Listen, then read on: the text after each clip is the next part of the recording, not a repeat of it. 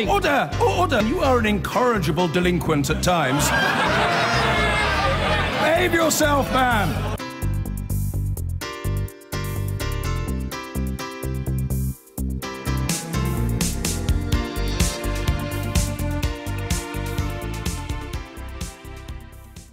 On the eve of the public inquiry into the Grenfell Tower fire, in which at least 80 people died, the BBC has uncovered worrying evidence about the lack of sprinkler systems in other council high-rise buildings. An investigation looked at half of the UK's tower blocks and found that just 2% have sprinklers. Senior fire officers have called it a shockingly low number and say Grenfell has to mark a turning point. Our correspondent Graham Satchell has a story. It's 3 months since the fire at Grenfell Tower. In the streets, there are still memorials everywhere, and the anger of survivors like Miguel Alves is just as strong. Somebody they have to pay for what they did to us. Myself, I could be in ashes inside of the building. My hopes is that there will be a change on the policies around the fire and also the safety of the people. The public inquiry, which opens tomorrow, will look at what needs to change in the safety and maintenance of council-owned blocks. In a Freedom of Information request, we found that the majority, 68% of council tower blocks, have a single stairwell, 30% have some form of cladding, and just 2% have a full sprinkler system. We know they save lives, we know they can save properties, and we know they make a real difference, so 2% is a shockingly low number. Good morning, everybody. Danny Cotton led the fire service at Grenfell Tower. The recommendation should be that it's mandatory to fit sprinklers in all new builds, especially in places like high-rises and schools. And what about retrofitting?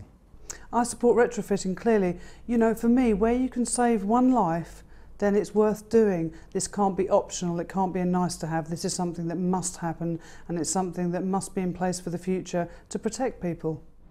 Recommendations to fit sprinklers in tower blocks have been made at inquests and inquiries before. The government says it has encouraged local authorities to fit them, but as our figures show, those recommendations have largely been ignored. All the more surprising perhaps because independent tests show sprinklers are effective at controlling or extinguishing fires in 99% of cases. The main reason they haven't been fitted is cost.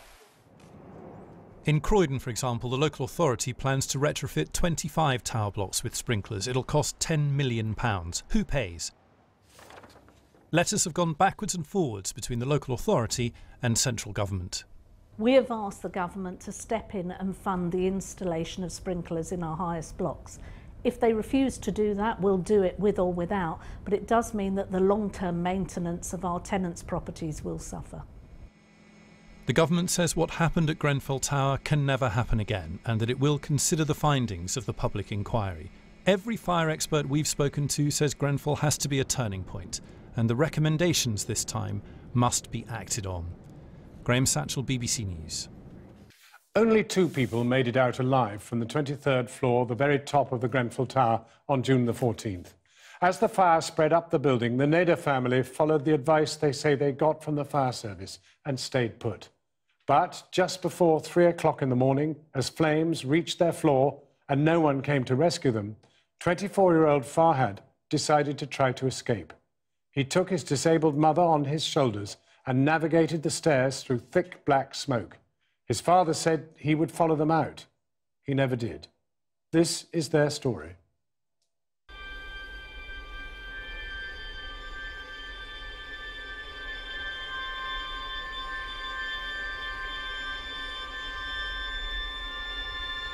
Happy birthday to you.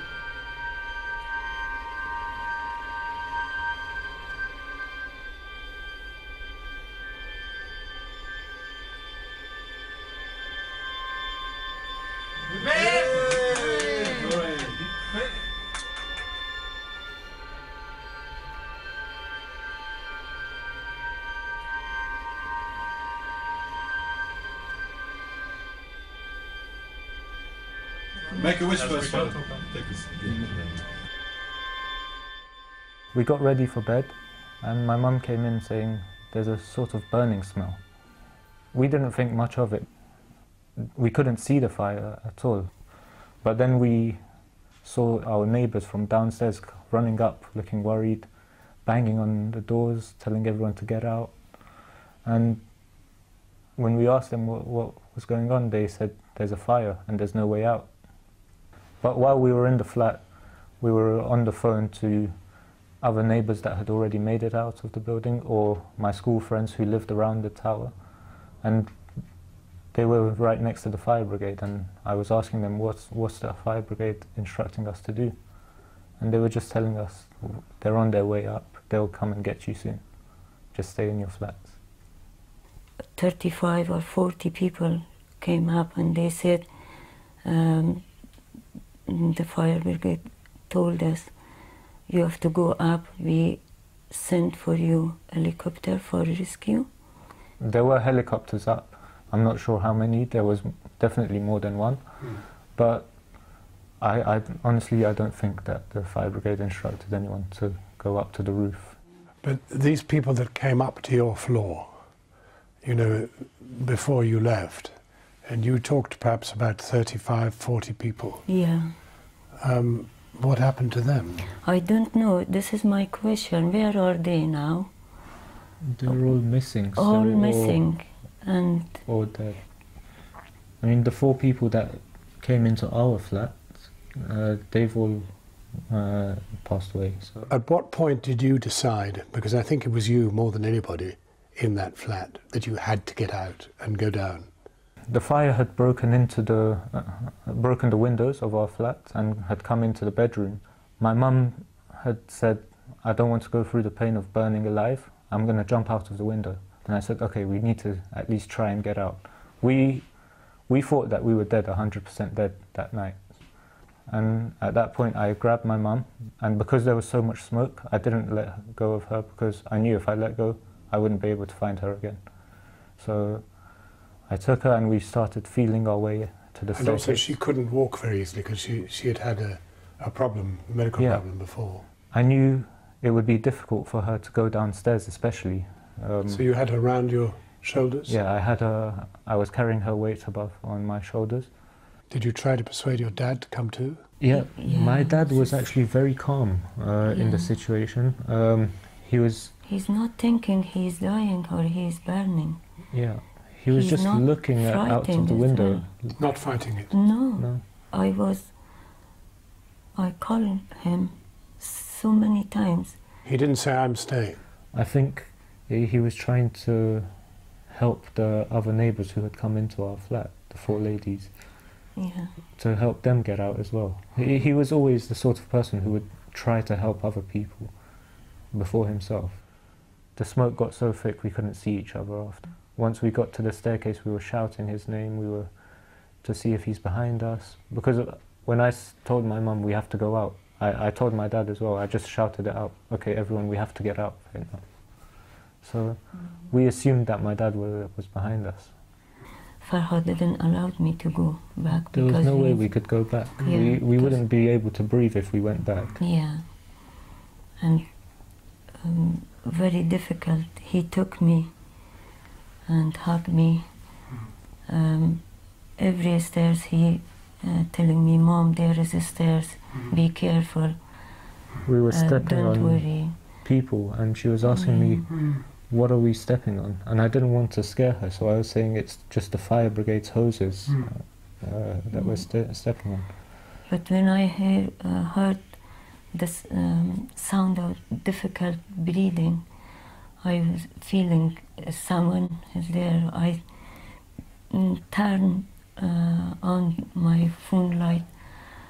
I saw there was too many people was fall down. Most of them died, and most of them nearly to die. I think there was about 2 or 3 bodies that I remember stepping on, and I'm sure there was more, but... More I saw. But what is amazing is you got down to a certain level where you were in a very bad shape. You were gasping, and there was thick smoke everywhere, but suddenly a miracle. Yeah, truly a miracle. We realised we can't breathe, we can't make it down. So I took my mum back up and we saw an air pocket. You then gulped air in. Yeah, we back to the wall to get him fresh hair. and Then? we started running down again. I would guess it was around maybe the 7th, 8th floor, and I could hear the masks of the fire brigade breathing heavily, and I just knew. So even though I couldn't see, I just knew there was fire brigade there. So I stuck my hand out. I was feeling my way, and it just happened to touch one of the fire brigade's chest. And as soon as I touched his chest, I grabbed him and I pulled him towards me. And I told him, look, there's 2 of us here, we're from the 23rd floor. But I was shouting and I was telling I couldn't go anymore. I can't breathe. They said, you have to go. And I went some of the stairs around. After that, I didn't know. You lost consciousness? Yeah. I was just ahead with the man, and the lady had my mum. And she was dragging my mum down the stairs because she was unconscious. There was no other way to do it. When we got outside, my mum gained her consciousness back. He was crying and looking for his dad, and he was saying, my dad is stayed there, please help him. Every body that they would take out, I would go and look to see if it was my dad, but none of them were. But you were both put into an induced coma. For how long? About 1 week. Yeah, 1 week. And I was in for 2 days. Mm-hmm. And when did you discover what had happened to Saba, your husband, your father? When I got out of the coma, I was asking for him quite a lot, but at this point we had no idea if he was, no one knew where he was. I basically had to discharge myself to go to see my mum and to try and find my dad at that point. Once they gave me news that they had identified my dad, I told my mum, look, this is what's happened. And you know how he died? They've said that it's his injuries are consistent with a fall from height, so, but they don't think he jumped from the 23rd floor. They're saying he came down to one of the lower floors and jumped out from there. But it's something which we'll never find out, where he jumped from. They said the people who were jumped, they are suicide, not. Oh. But I don't know who talked about this. You loved your husband very much. Yeah. Do you think you can make a new future? Can you make a life? Do you feel you're beginning to go forwards? I can't say how can I spend my life without him. The only thing I make myself stronger because of Farhad. I don't want to he feel And you, Farhad? It won't ever be the same without him. When I'm going outside, it is more than difficult when I am staying at home, because everywhere I go, I remember him. Maybe he is coming off from a small street and with his car, the similar car when I see, I'm looking and I say, why he's not inside this car?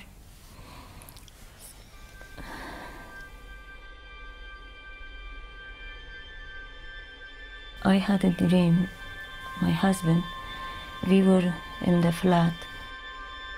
He was very clean and very a smiley face. I hold his hand and we went to a staircase. I told him, can you show me from which floor you jumped? And he said me, go down. But when I saw my son was coming, and I said, he is showing us which floor he jumped. When I saw my behind, he wasn't there. Always when I have dream from him, this is my question, from which floor you jumped? And I couldn't get the answer.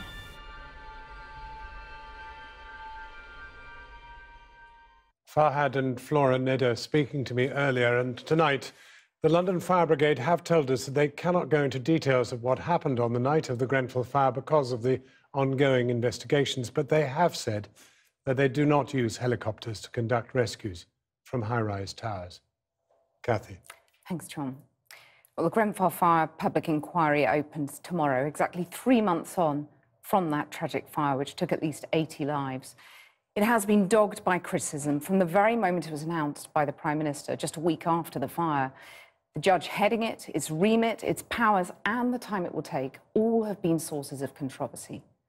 So how can it succeed, or is it doomed to failure? Kamian Zeram reports. The inquiry into the Grenfell Tower fire starts tomorrow. At least 80 people died. Some still believe many more. At the consultation meetings to decide the terms of reference, the anger was clear. You're going to do a Taylor report like for Hillsborough. This inquiry begins in an atmosphere of mistrust. But what will it actually look into? There are several key issues. The immediate causes of the fire, the design, construction and refurbishment of the building, the arrangements made by the local authority or other responsible bodies, for example the tenant management organisation, relating to the risk of fire, and the government response following the fire. Survivors and campaigners voiced concerns about the inquiry chair, Sir Moore Bick, from the start. Also, his team of lawyers and civil servants, to establishment, it's claimed, to understand the fire's victims.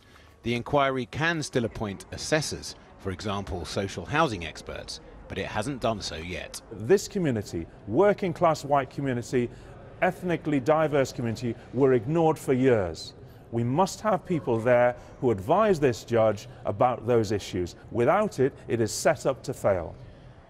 There are more potential problems in running the inquiry at the same time as the criminal investigation into possible corporate manslaughter. What if witnesses withhold evidence because they fear prosecution?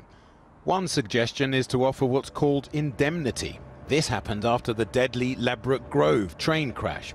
Evidence heard by that inquiry couldn't be used directly by police, though they were free to investigate matters themselves separately. However, campaigners claim this could let some witnesses off the hook. Indemnity just means that actually, you know, they can actually decide what they want to, what evidence they want to give, whether they or not they want to, and they can actually hide behind the indemnity. The inquiry chairman has said they need to get to work as quickly as possible. He hopes to have an initial report ready by next Easter.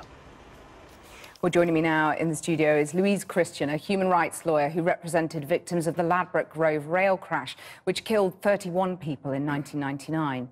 And Martin Howe, the solicitor acting on behalf of more than 40 of the Grenfell fire survivors and bereaved families.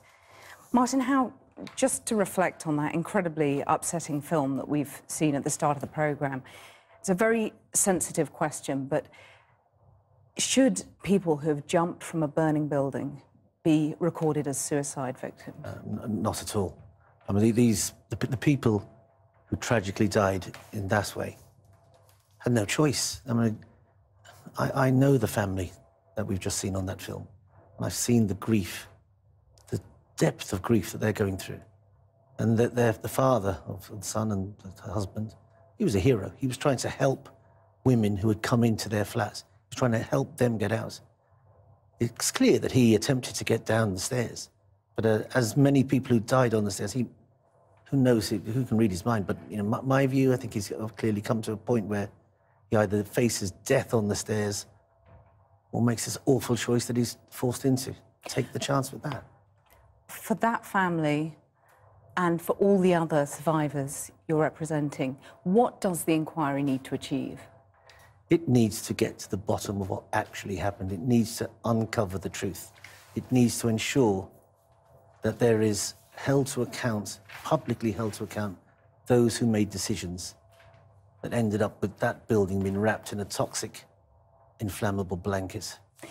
I mean, Louise Christian, do you think there's any way in which the inquiry can win the survivors' confidence? Well, I think it's very difficult because people are still incredibly traumatised, very angry, very upset, and a public inquiry can't determine civil or criminal liability. It just decides what happens and makes recommendations for change. But so should it be an inquest?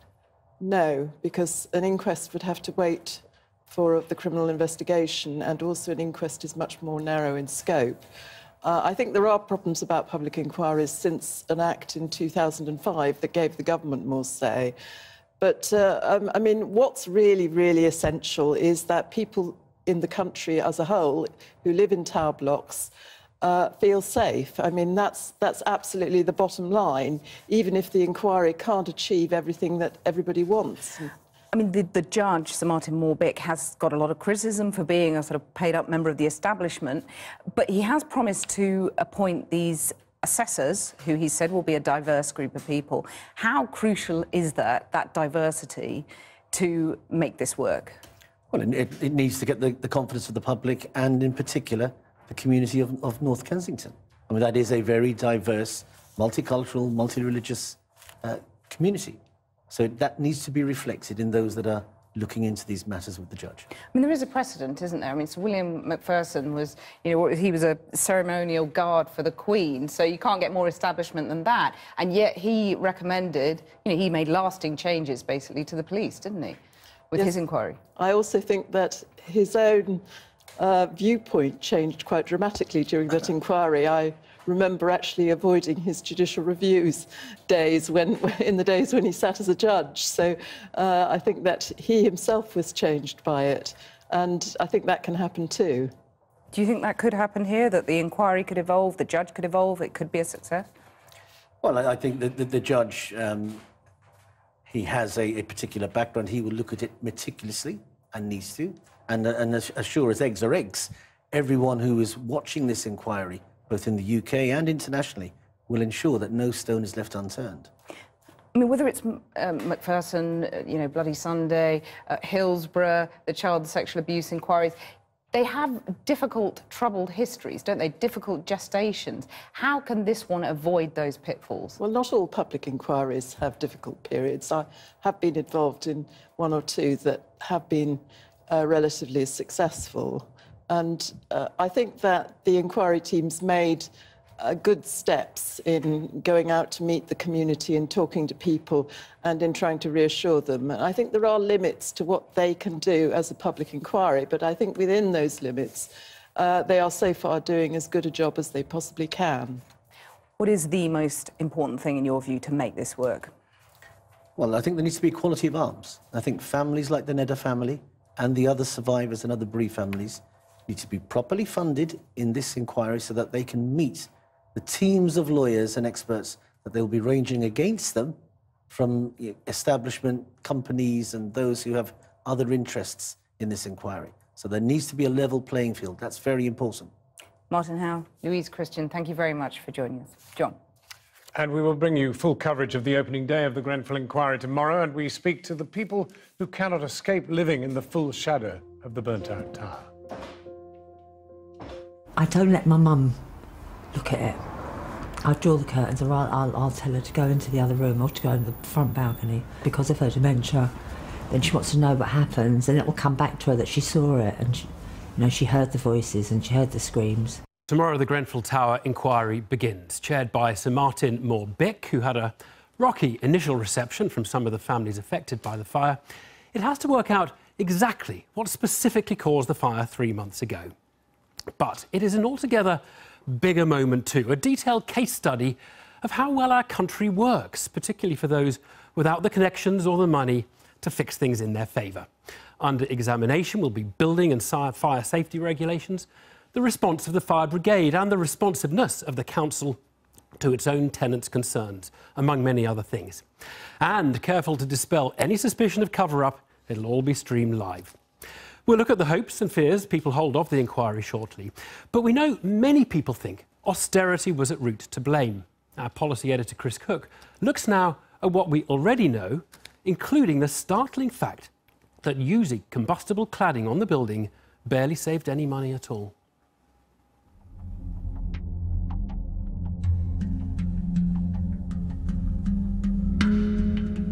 Life in West London continues around the dark shell of Grenfell Tower. It's become a monument not just to its own victims, but to social injustice, to a widening wealth gap, and to the consequences of national political decisions. What the tragedy of Grenfell Tower has exposed is the disastrous effects of austerity. The public inquiry and criminal investigations have kept key individuals from speaking on camera. But we've pieced together the fullest account so far of how Grenfell ended up in flames.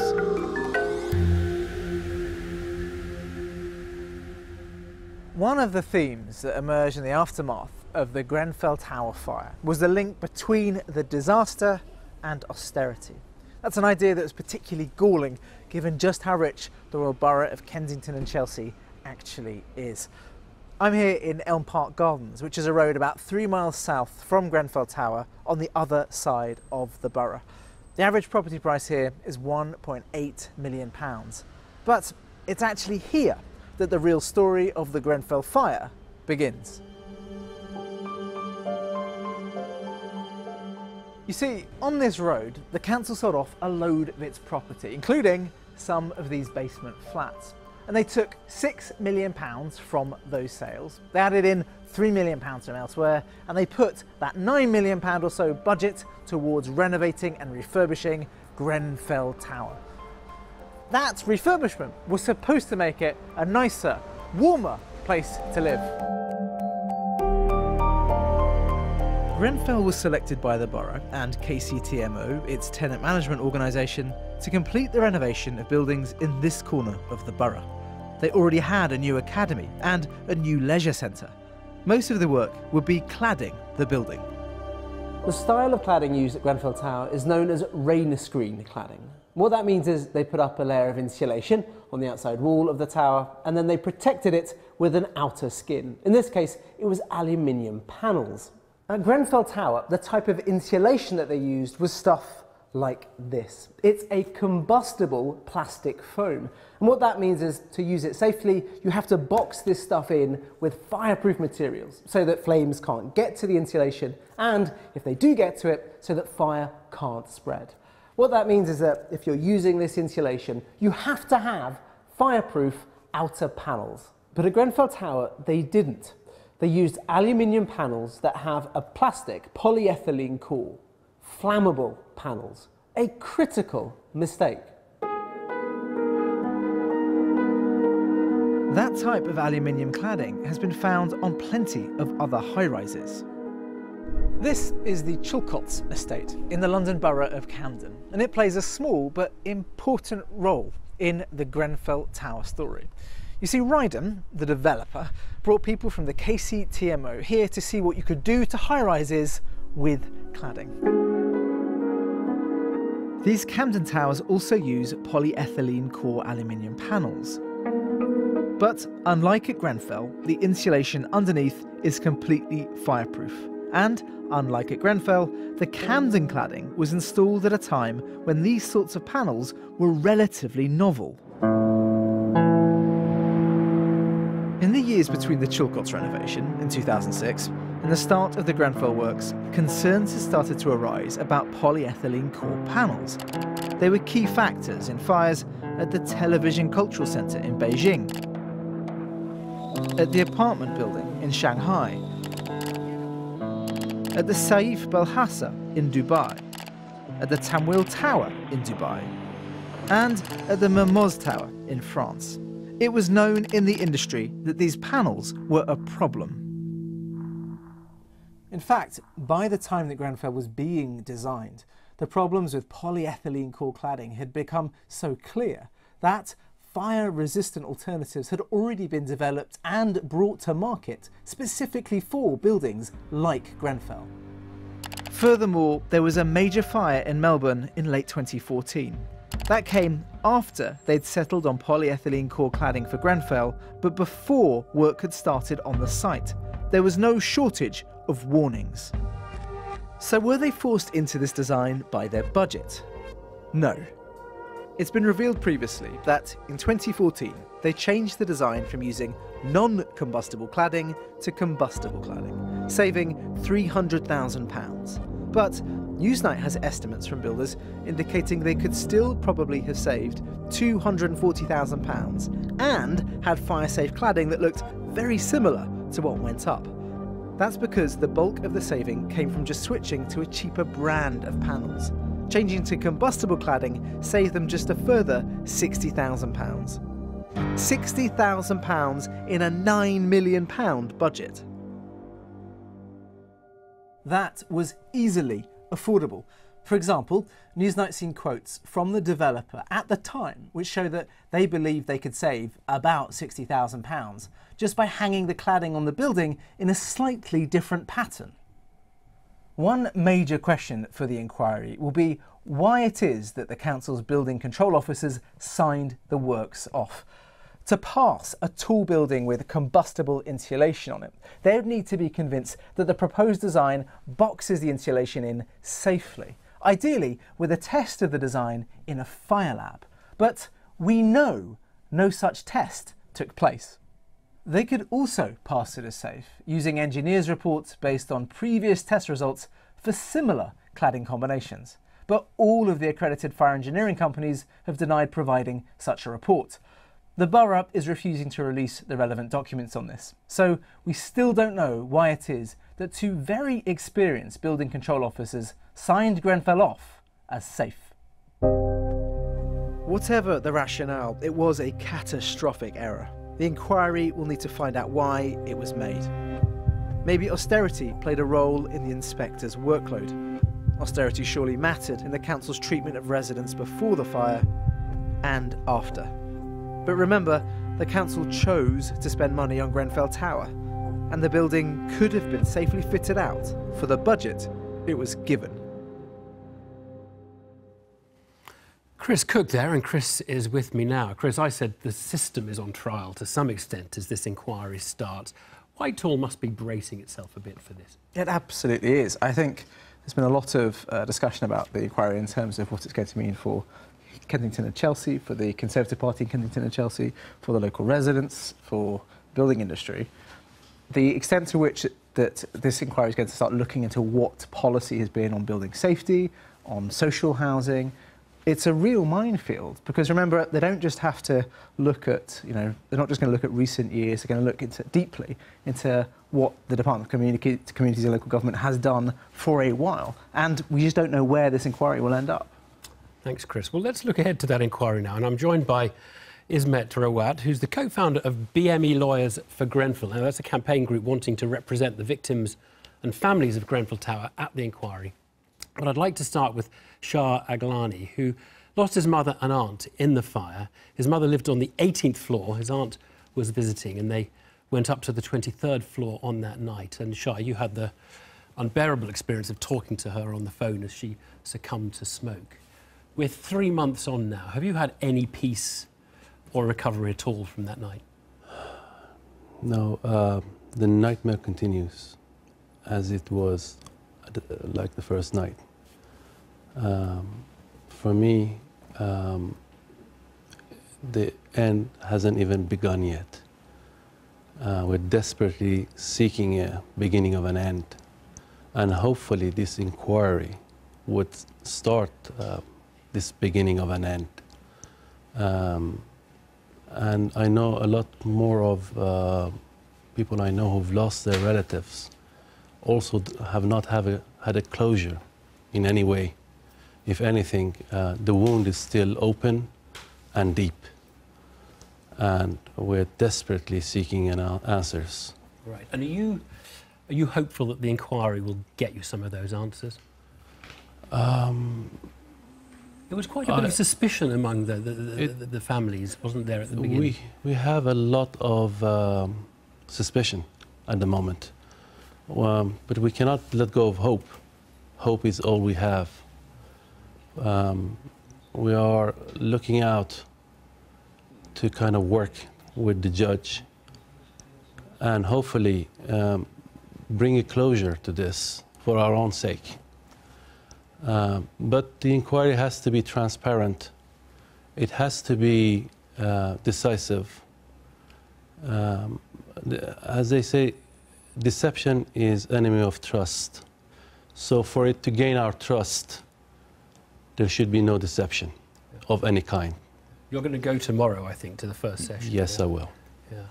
And we are hoping to be able to assist the inquiry, to be able to kind of participate and take proactive actions, because something inside us needs to close this horrible, horrible chapter. It's a matter of justice for those who died as well. It is so.